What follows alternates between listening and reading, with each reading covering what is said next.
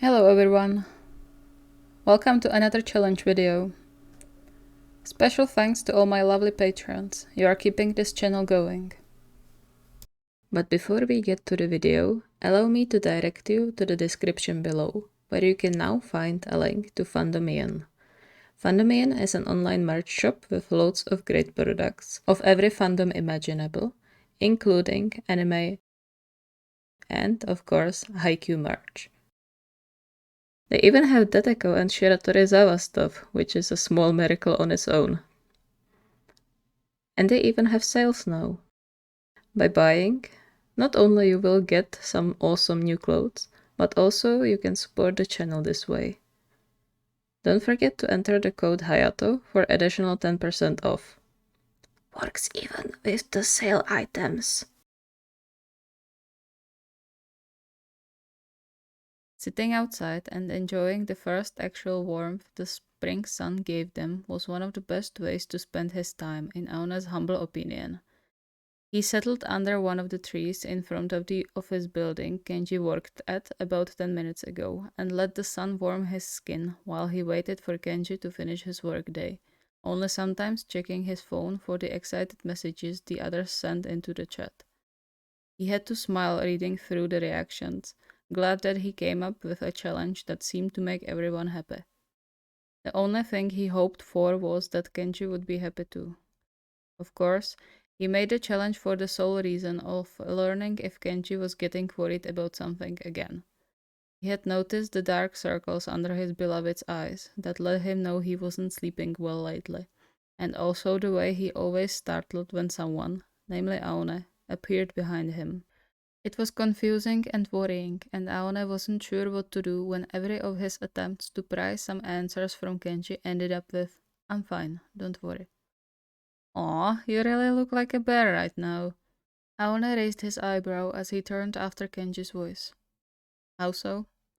Smiling, Genji dropped on the bench beside him and let out a soft sigh when Aone wrapped his arm around his shoulders. "The way you were just sitting here in the sun, you looked like a bear after hibernation." "Sorry I'm late. We had to finish plans for that one project by the rails. Are you waiting for long?" Aone hummed quietly and shook his head before kissing Genji's temple. "Just a while." He lowered his shoulder a bit to give Genji more comfortable place to lay his head on, which Genji appreciated with a pleased hum. "You know what's a shame? That we will have to walk home. Wouldn't it be nice to just teleport? You know, you could just think where you want to be and then poof, you are there. Easy and fast. Wouldn't it get boring?" "Nah, I mean you could still walk if you wanted." He let out a soft chuckle and snuggled closer to Aone's side. "But I guess I would want too much." Sensing a chance, Aone gently nudged Genji's side, removing a stray strand of hair that fell over his eyes when he looked up, clearly curious. "Then what else would you wish for?" Genji blinked a few times, the curiosity on his face shifting into confusion. "Me?" "Yes. If you had 3 wishes, what would they be?" "You mean overall or concerning us?" "Doesn't matter." Biting his lip, Genji looked away briefly, the crease on his forehead telling Aone he was thinking hard. Then, he laid his head back on Aone's shoulder, nuzzling into the crook of his neck, and Aone's heart melted. "I don't know. I mean, there's a lot of things I want, so it's difficult to choose just 3. But I guess I just really want to be like this with you. You know, all nice and warm. That would be awesome. So I think I would just wish for these little things to keep happening to us." He paused before chuckling awkwardly, his cheeks getting an adorable red tint. Was that too cringe?" Aone grunted quietly and pulled him closer, taking note of the way Genji clung to his jacket when he started to caress his arm. "Not at all. It's sweet." He felt Genji relax in his arms, and even the smile he gave him afterwards seemed much less tense than before, for which Aone was grateful. Now that their wedding was slowly but surely approaching, he took it upon himself to make sure nothing bad happened in their relationship, be it an outside influence or something from the inside. "You still have 1 wish left." "Oh yeah, Right. Let me think. Would you think I'm childish if I said that giant bag of sour candy they sell at that store on the corner in our street? This time, Aone couldn't hold back the soft laugh bubbling in his chest. He pressed another kiss into Kenji's hair. I would be more concerned if you didn't. He got up carefully, smiling when a little displeased whine left Kenji's mouth, and held his hand out for Kenji to help him up too. We can fulfill that wish today. Kenji's eyes no less than sparkled. He grabbed on Aone's hand, standing on his tiptoes to steal a kiss from Aone's lips before he settled back down by his side, swinging their connected hands between them. That sounds like a great idea. But you can't eat it all at once. Kenji pouted. You are no fun. Rolling his eyes, Aone squeezed Kenji's hand before motioning in the direction of their home. But Kenji's pout didn't have a long duration, and soon he was talking away about his day, just as he did every day. Aone found himself smiling at that, the sense of familiarity settling around them like the warmest blanket. He was still in alert against any potential problems that could arouse before their wedding, but for today, it seemed like he could relax for once.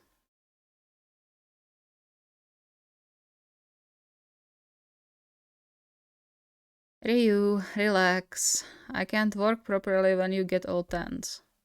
Tanaka grumbled quietly under his breath and tried to do as his boyfriend told him, hissing when the cool fingers dug into the muscles on his calf. That's easy for you to say.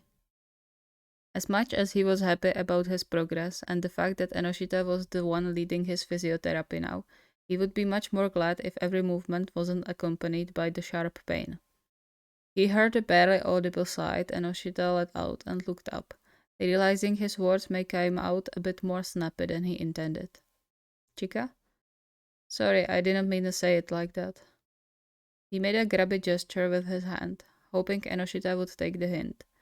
To his relief, his boyfriend took his hand without hesitation and let himself be led to Tanaka's side. Sorry. Enoshita sighed again. I know the physio is difficult, but it's important to do it properly. It could mean a difference between walking and being bedridden for the rest of your life. Tanaka gave him a soft smile before kissing the back of Enoshita's hand, grinning when Enoshita's cheeks colored pink. I know. That's why I'm so grateful you are taking care of me and helping me. Though I'm not the easiest patient to deal with, huh? It's not that bad. I've had much worse. He bit his lip and looked away, but still held firmly onto Tanaka's hand. I just want you to get better. I know. And I'm much better now, thanks to you. Sighing, he threw a nasty glare at his legs. I just wish they started working properly again. It's infuriating. Me too. But you are doing great so far. Give it time. You'll see you'll be able to walk without help soon.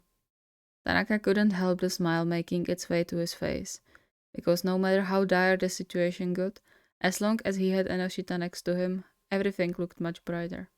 He tugged on Enoshita's hand to pull him down. Enoshita understood and leaned down, his cheeks burning when Tanaka kissed him. Thank you, love. I have no idea what I would do without you. Blushing even harder, Enoshita cleared his throat and straightened up before all but running away to Tanaka's legs. Yeah, well, I'm pretty sure you would be alright on your own too. I'm just a helping hand. Chica, you are much more than just helping hand. Give yourself some credit. Enoshita paused for a beat, twitching his fingers nervously, and Tanaka would give anything to be able to sit up and take his hands into his own to stop it. At least it wasn't the same tick he had seen Enoshita do so many times before when insecurity still gnawed on his mind. That was a progress. I don't think there's much to take credit for. I'm just doing my job. And you are doing it great. This time, Enoshita cracked a real smile, even if only a small one, and his shoulders visibly relaxed. Thank you. I'll continue to do my best. I wouldn't expect anything less.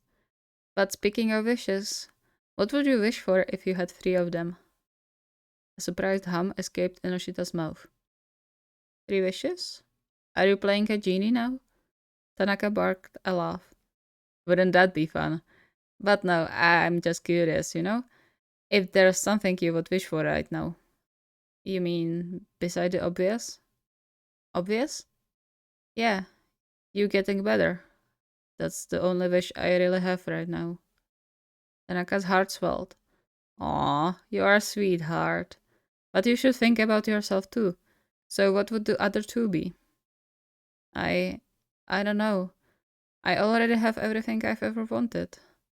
Maybe just if I could have a private practice one day, so I wouldn't have to go by the center's rules all the time. And third? Enoshita averted his gaze, the nervous twitching of his fingers returning. Tanaka furrowed his brow. Chika? I I have one, but it's stupid. It's never stupid when it's your wish. What is it? You will laugh. I won't. I promise. Sighing in defeat, Enoshita leaned on the table. There's a toy shop on the ground floor. They have plushies and they have a shark one that reminds me of you. I don't know why, it's just whenever I go around it, it reminds me of you. I don't want to take it from some kid that would need it much more than me, but the flat is so silent all the time, especially at night, and I just. He looked away, crimson coloring his cheeks. I really want something to cuddle when you are gone. Tanaka stared at him for a moment, surprised. But then he chuckled, his heart melting. That's honestly so adorable. You said you won't laugh. I'm not. I'm dying of cuteness right now. He reached for Enoshita's hand again, giving it a light squeeze. What if I played the genie after all and bought it for you when we go out today? Ryu, hey, I'm sure there is enough plushies for the kids. Or they'll stock up again. If you want it, I'll get it for you. He could see the little quivers of his boyfriend's lip and smiled, pulling him closer. It's the least I can do for you. It took a few seconds, but finally a smile mirroring his own appeared on Enoshita's face. All right. Thank you. Then, let's continue? Tanaka braced himself for more pain and nodded, trying to relax his muscles like Enoshita told him. Yeah, I'm ready.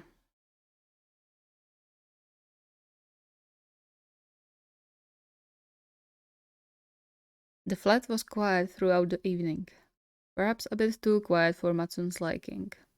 He was just finishing on some additional paperwork he needed for the next day, but the longer he spent in the silent apartment, the more drained he felt, and slightly spooked.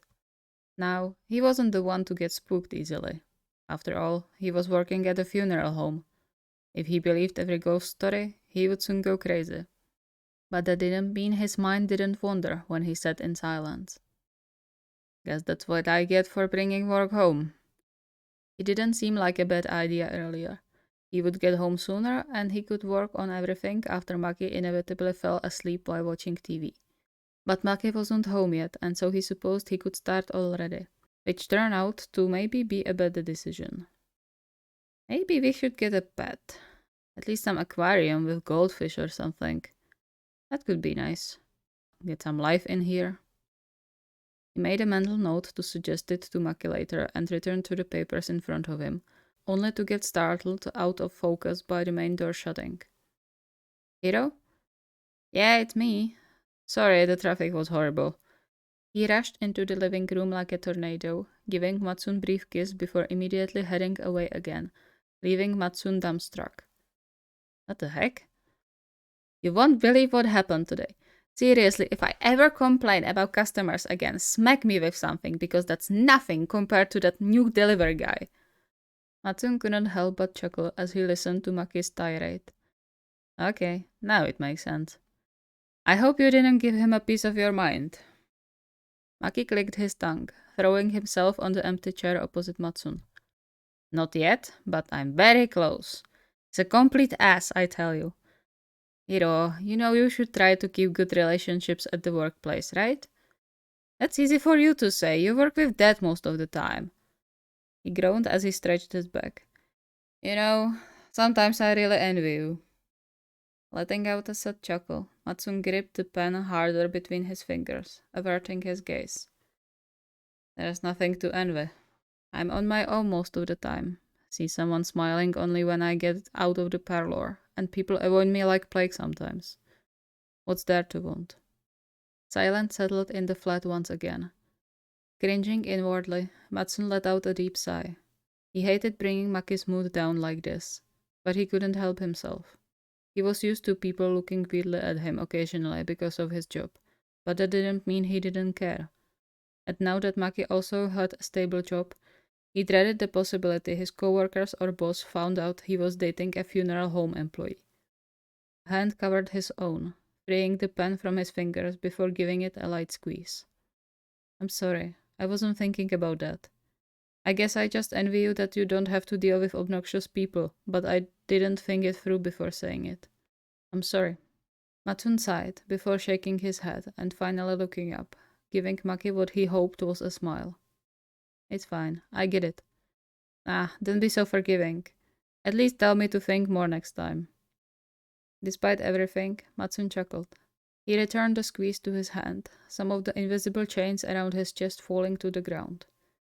Alright then, think more next time. I will, I promise. But as a way to repay me, you answer my question. Maki raised his eyebrow, a very badly acted serious expression settling on his face. I will answer your every question, my beloved, even if it was about to cost me my life. Dramatic much? Just a bit. To silence Maki and hide his smile, Matsun raised Maki's hand to his lips, leaving a kiss on his fingers. Then, if you had 3 wishes, what would they be? Maki didn't even pause before answering. I am offended you even have to ask. Cream puffs, and you. There, 3 wishes. That was fast. Well, of course. My favorite foods in the world. I want a lifetime supply of them. Matsun snorted a laugh. Stupid. Well, look who decided today that's stupid. A soft smile spread over Matsun's face. Best decision of my life. This time, Maki did pause for a split second before he collected himself and grinned, effectively chasing away all clouds settled over Matsun's mind. I certainly hope so.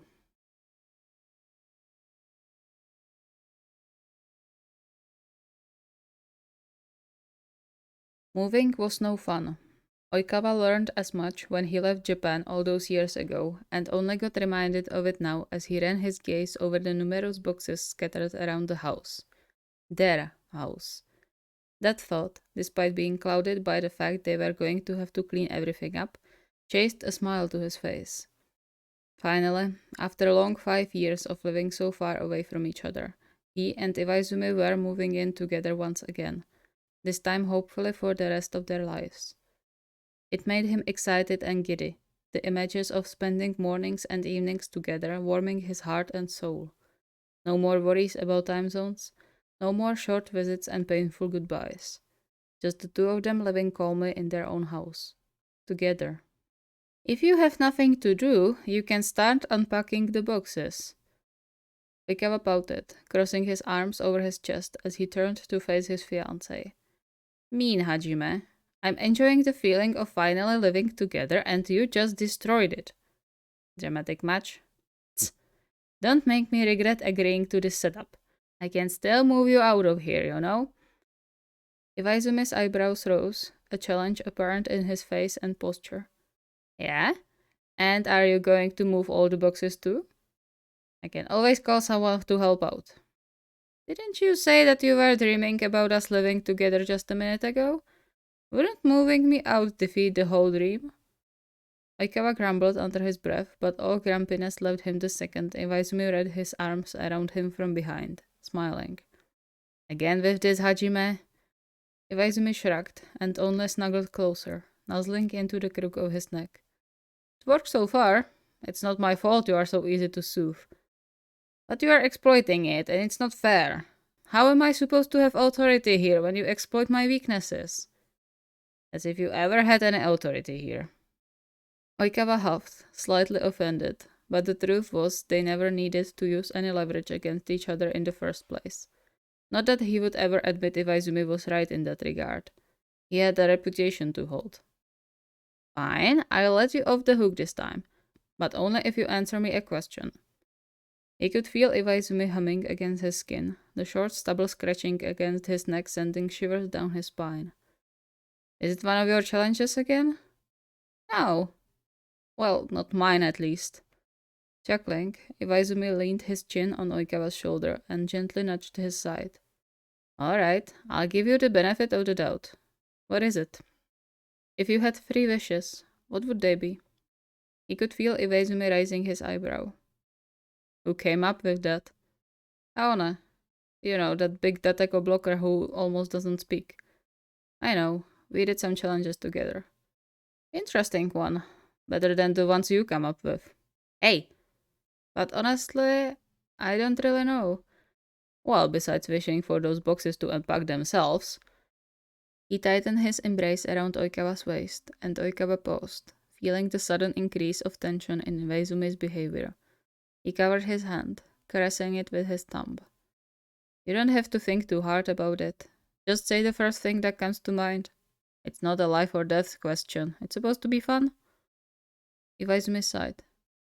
It's not about that. I have a few things I would wish for, but I don't want you to think I'm blaming you for anything. That's not what I mean. I won't think that, I promise. What is it? Taking a deep breath, Iwaizumi tightened his embrace even more. I just wish things happened a bit differently, you know? With the injury and me moving here. It's not that I don't want to live with you. I want to, I really do. I've been waiting for this for so long and I'm happy to be with you like this. But I wish the circumstances weren't like this. A strange feeling tugged on Oikawa's heart, his chest constricting a bit. He couldn't blame Iwaizumi for thinking like that. After all, he also wished there was no injury, no health-related reason for Iwaizumi to leave his job at California and move to Argentina. But that didn't mean hearing it from Iwaizumi's mouth didn't sting a bit. Sorry, I shouldn't have said anything. He snapped out of his thoughts, surprised by the guilt seeping from Iwaizumi's voice. It's fine, I asked about it after all. But now you are going to get sad because of what I said. I didn't want that. I'm not sad, just... It puts things into perspective, you know?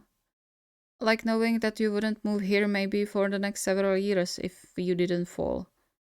But on the other hand, I can't be happy about it either because you got hurt so much and it ruined your dream. It's difficult. They stayed silent for a long while, each of them buried in their respective thoughts. And yet, they didn't step away from each other, finding comfort in the closeness and touch. What if we stop thinking about would have, could have? It doesn't matter anyway, and we should work with what we have. Which is that we are now here together, and that's important. We can roll with that. A small smile settled on Oikawa's lips, the tension around them slowly dissipating. Yeah, I guess you're right. Should we start with the boxes? In a bit. Let me cuddle you now.